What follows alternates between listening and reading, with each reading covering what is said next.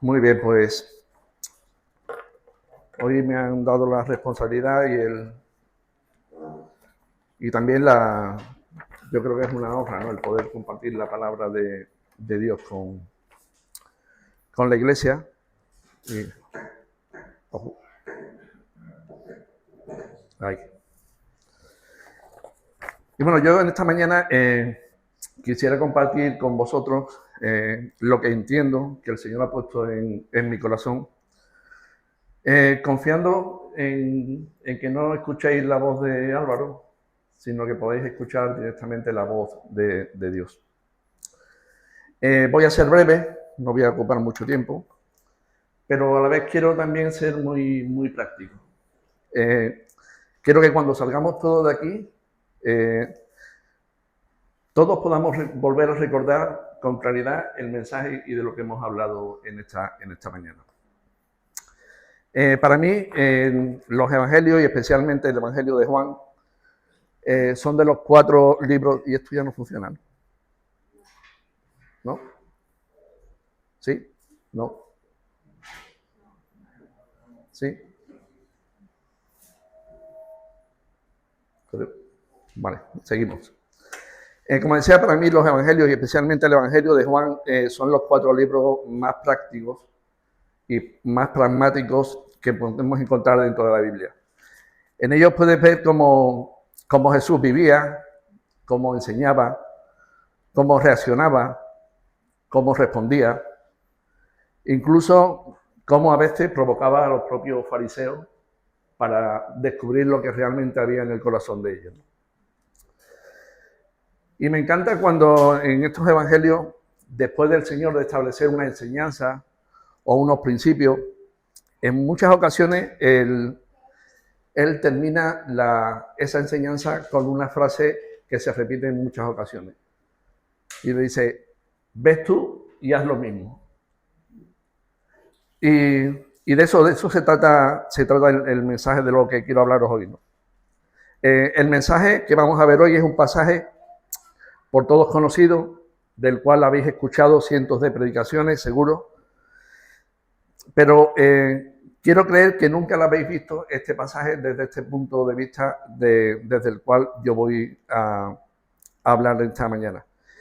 Y realmente, con toda modestia, creo que es la aplicación que más se acerca a la intención del corazón de Jesús.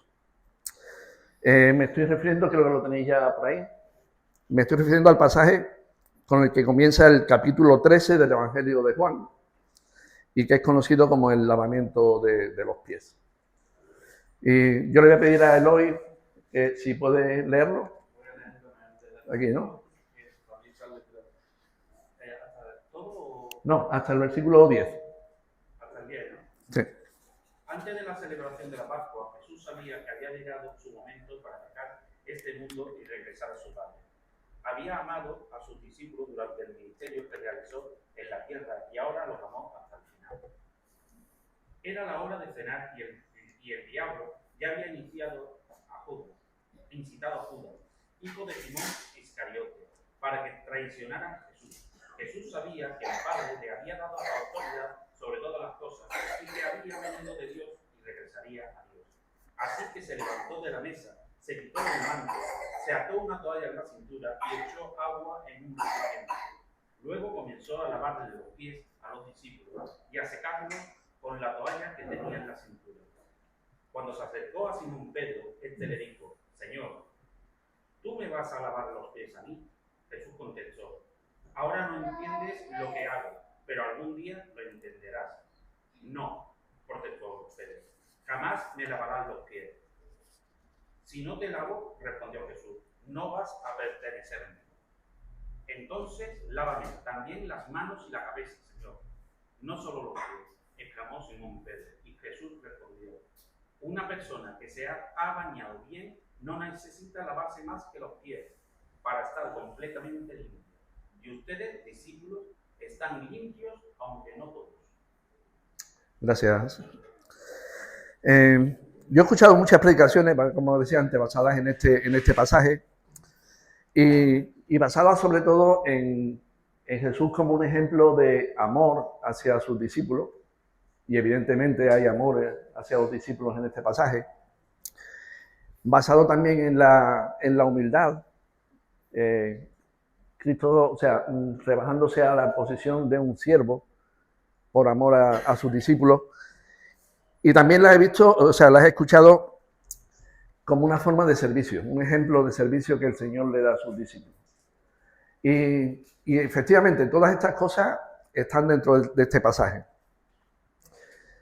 Pero es curioso porque este pasaje termina con unas palabras de Jesús diciendo: haz lo mismo que yo, haced lo mismo ustedes que lo que yo he hecho con vosotros, indicando de que debíamos limpiarnos, lavarnos los pies los unos a los otros.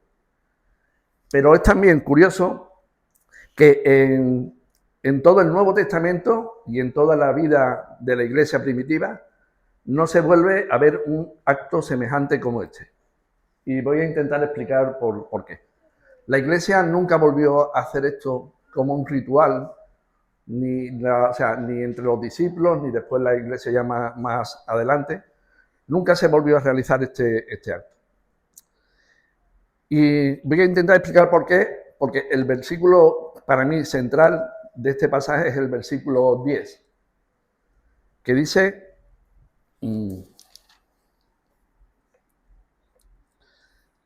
Jesús respondió: una persona que se ha bañado bien no necesita lavarse más que los pies, ya que está completamente limpia. Y ustedes, discípulos, están limpios, aunque no todos. ¿Qué nos está queriendo enseñar Jesús aquí? Nos está queriendo enseñar de que cada uno de nosotros que hemos confiado en Él y que lo hemos aceptado como el Señor y Salvador de nuestras vidas, ya estamos totalmente limpios. El pecado ya no tiene poder sobre nuestra vida. Estamos limpios a los ojos de Dios. Pero ¿qué ocurre? Que en nuestro caminar diario por este mundo, nuestros pies, y hablo metafóricamente, nuestros pies espirituales se ensucian con el polvo del camino, con el polvo del mundo. En definitiva, todos seguimos pecando, todos seguimos tomando malas decisiones, todos nos hacemos daño unos a otros y a nuestros semejantes. De ahí el título que yo le he dado a este mensaje, y es cuidándonos los unos a los otros. No descubro nada si digo que estamos viviendo en un mundo hiperindividualista. O sea, las relaciones personales cada vez son menos personales. Y puedes vivir en un edificio de con 100 vecinos y no conocer a tu vecino de al lado. En el mundo de la comunicación, en el mundo en que vivimos, nos damos cuenta de que es cuando más incomunicación tenemos y donde, por desgracia, la soledad no deseada está haciendo estragos. Por desgracia, esta tendencia también está infiltrándose en la Iglesia. Y la misión de este mensaje es que esto no ocurra. En cierta ocasión escuché una frase dentro de una predicación que, os soy totalmente sincero, cuando la escuché me dolió el alma. Decía: la Iglesia es el único ejército que remata a sus heridos. Cuando la escuché, como digo, o sea, digo, ¿realmente puede ser esto una realidad? Y en mi tiempo como creyente, en mi experiencia como hijo de Dios, lo he visto en muchas ocasiones. O sea, vemos a nuestro hermano caer en un error, un pecado, una circunstancia cualquiera, y vamos todos a hacer, si cabe, a hacer más daño todavía. Cuando en realidad todo lo que deberíamos hacer es unirnos todos para levantar a ese hermano caído. Y me resulta, o sea, doloroso recordar casos y situaciones en donde digo, no puede ser que esto sea una realidad dentro de la Iglesia. Yo he estado en el ejército, como algunos sabéis, En el ejército hay varias formaciones.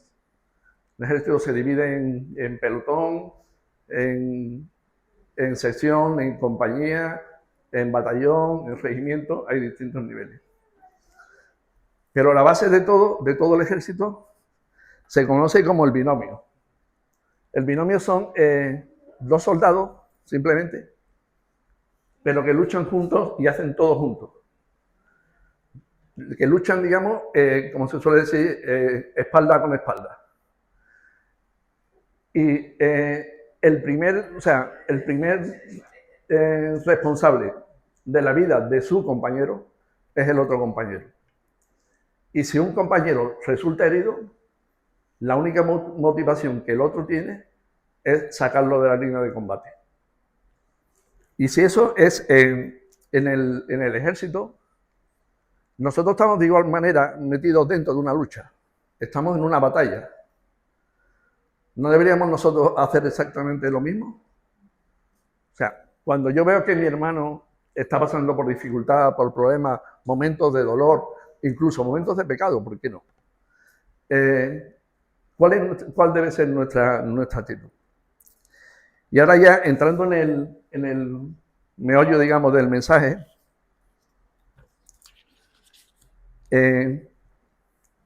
quisiera compartir 7 cosas, va a ser de manera rápida, 7 cosas que Jesús hizo para limpiar los pies de sus discípulos y que nosotros también estamos llamados a hacer.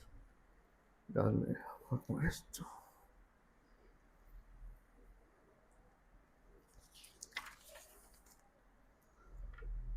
¿Qué fue lo primero que hizo Jesús antes de lavar los pies de los discípulos? Lo primero que hizo fue, se levantó de la mesa. Levantarse de la mesa tiene que ver con abandonar nuestro lugar de confort en beneficio de nuestro hermano. Tiene que ver con la empatía y con la misericordia. La palabra misericordia a mí me encanta en su definición. Misericordia es una palabra que proviene del latín, es una palabra compuesta por 2 palabras. Miseri, que significa miseria, y cardio, de donde viene la palabra cardiólogo, que significa corazón. La misericordia es tener corazón con la miseria de otro. O sea, sentir el dolor del otro. Y ante esa realidad, pues, actuar, ¿no? El levantarse de la mesa tiene que ver con descolgar un teléfono y quedar con tu hermano para tomar un café. A lo mejor, en vez de destrozar el sofá viendo una serie de Netflix. Sabiendo que él está, aunque no te la pida, necesitando de su ayuda. A esto se refería también el autor del libro de Hebreos cuando escribió: y de hacer el bien y de la ayuda mutua, no os olvidéis, porque de tales sacrificios se agrada el Señor. Esto requiere esfuerzo, requiere valentía, va contra nuestro ego, evidentemente, y nuestra comodidad, pero Jesús lo hizo, y Él mandó que hiciésemos lo mismo los unos con los otros. El segundo acto, la acción que hizo Jesús, se quitó el manto. Jesús tenía un manto de rabino o maestro que posiblemente se lo regalaron las mujeres que le servían y que sostenían su ministerio.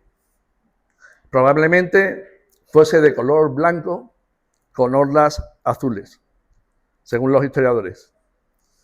Y el manto era el símbolo de autoridad de un rabí o un maestro. Jesús se quitó el manto para lavar los pies de los discípulos. Eso tiene un significado muy importante y una aplicación poderosa para nuestra vida. Él estaba renunciando a su autoridad como maestro para cubrir las necesidades de los discípulos. Hay varias ocasiones en las que Jesús renuncia a su autoridad por el bien del ser humano. Pero especialmente a mí hay 2 que me conmueven de una forma especial. Dice Filipenses 2, del 7 al 8, el cual, siendo en forma de Dios, no estimó el ser igual a Dios como cosa a que aferrarse, sino que se despojó a sí mismo, tomando forma de siervo, hecho semejantes a los hombres. Cuando Jesús estaba en la presencia del Padre antes de encarnarse, Él tenía un manto de gloria. Tenía un manto de gloria que nosotros no podemos ni imaginar. Y sin embargo, Él se despojó de ese manto de gloria para venir a rescatarnos a cada uno de nosotros. Y el otro momento en el que Jesús se despoja de su manto fue frente a Pilatos, poco antes de enfrentar la cruz por amor a nosotros. Y pensando en esto nos enseña que en el momento en que nosotros vayamos a intentar corregir, ayudar a nuestro hermano, no lo podemos hacer en nuestra autoridad. Nosotros no tenemos autoridad en nosotros mismos. La autoridad es de nuestro Maestro.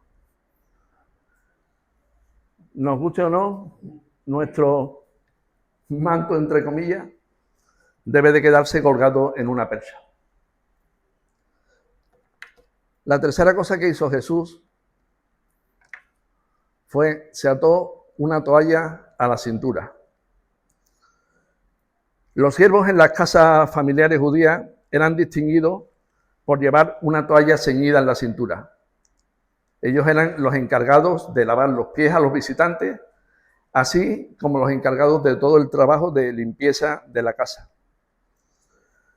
Con esta imagen podemos volver al pasaje de Filipenses 2, ¿no?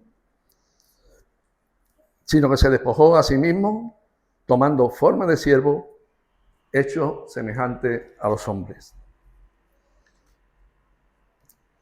¿Qué nos enseña esta lección? Cuando nosotros vayamos a confrontar a algún hermano en algún área que no esté bien en su vida, tendremos que hacerlo siempre desde la actitud de siervo, jamás desde la prepotencia del amo. Nuestra humildad debe de ir delante de nosotros, debe de precedernos. El apóstol Pablo en 1 Corintios 10:12 nos avisa: el que piense estar firme, mire que no caiga.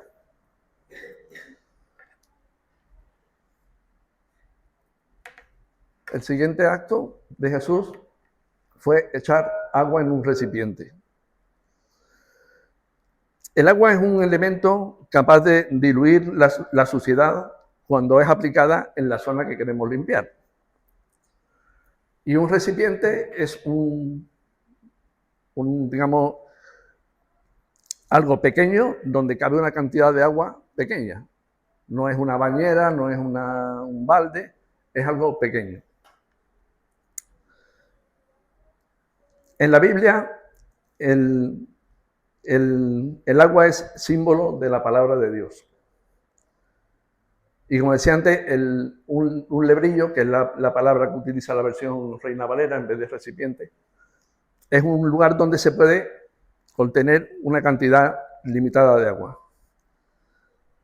¿Qué nos enseña esto? Cuando nos acerquemos a nuestro hermano para hacerle ver algo que quizás no está bien, debemos ir solo con la porción de la palabra de Dios que nuestro hermano necesita para su situación. No debemos ir con un espíritu de sermoneadores, que eso solamente podrá tener un efecto contrario. Debemos simplemente llevar la palabra de Dios necesaria para esa situación.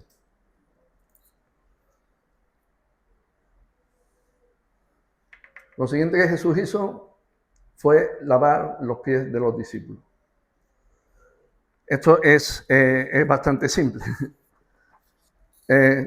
Simplemente aplicó el agua a la suciedad. Simplemente es aplicar la palabra de Dios a la necesidad de nuestro hermano. Nada de juicios, nada de interpretaciones personales, nada de presunción de intenciones. Simplemente es aplicar la palabra de Dios a la necesidad de nuestro hermano.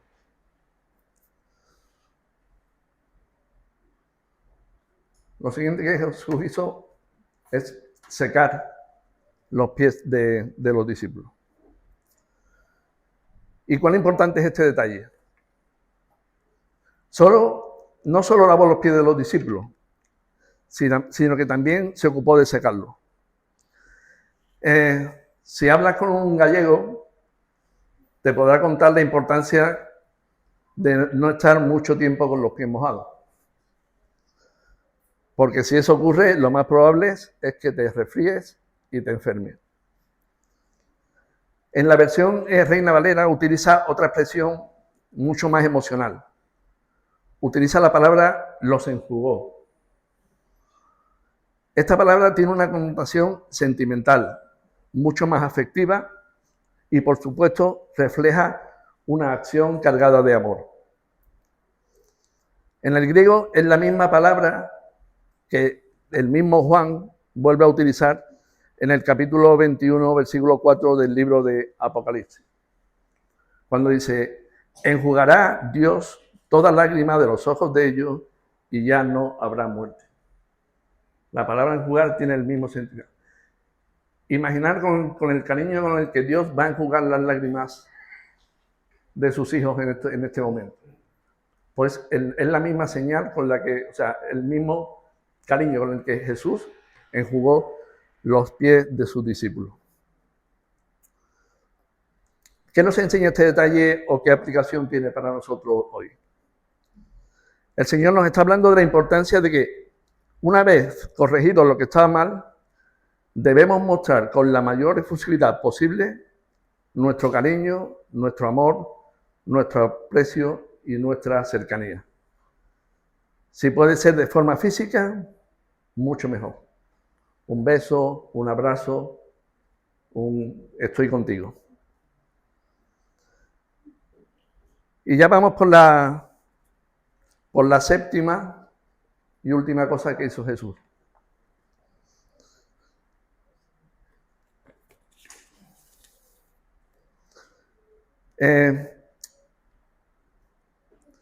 Si veis en el pasaje que hemos leído antes, ahí se acaba el texto. Entonces, ustedes me diréis, ¿qué más hizo? Porque no aparece en el texto. Y yo voy a decir algo que no aparece textualmente, pero que sí aparece implícitamente. Jesús lo hizo de rodillas. Generalmente las mesas judías eran redondas, como de una altura de unos 30 centímetros, en donde los comensales se reunían alrededor de ella, recostados de forma lateral sobre unos cojines, con los pies hacia afuera. Sería imposible lavarle los pies a ninguno de ellos, a no ser que te pusieras de rodillas. Esto nos deja una enseñanza poderosísima. Nunca debemos acercarnos a nuestro hermano con la intención de corregir algo defectuoso sin antes haber tenido mucho tiempo de oración delante del Señor, intercediendo por la situación y por el corazón de nuestro hermano, pidiendo guía y pidiendo la presencia del Espíritu Santo en ese encuentro. Como digo, iba a ser breve y llegamos a la conclusión del mensaje. Estos fueron los 7 pasos que Jesús dio a la hora de lavar los pies de sus discípulos. Y estos son los pasos que nosotros debemos de dar a la hora de lavarnos los pies los unos a los otros. Una de las primeras preguntas que Dios le hizo al ser humano se lo hizo a la persona de Caín. Y todos sabemos qué es lo que Dios le preguntó a Caín. ¿Dónde está tu hermano? Y sabemos que la respuesta de de Caín no fue acertada. Y Dios nos hace esta misma pregunta en esta mañana a cada uno de nosotros. ¿Dónde está tu hermano? ¿Qué responderemos? Que el Señor nos bendiga.